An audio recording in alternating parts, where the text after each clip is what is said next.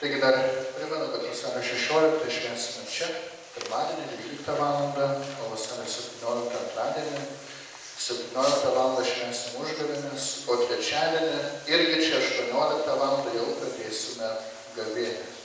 Tai būtų gavėnė prasidės vasario 18 vėliavų trečiadienį.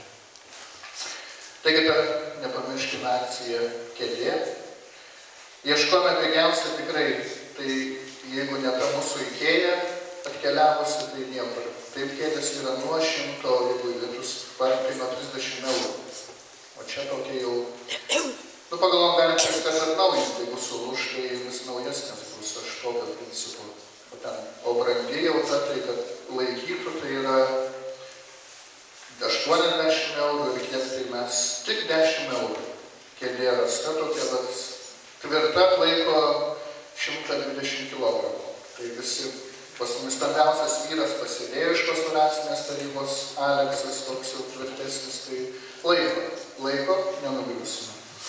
Tai linkiu gražios tikrai dienos, tos saulėtos, tegul ateina į širdis ir į mūsų pavasaris, į mūsų širdis ir nestovėkime vietoje. Eikime kitur, kaip Jėzus ėjo.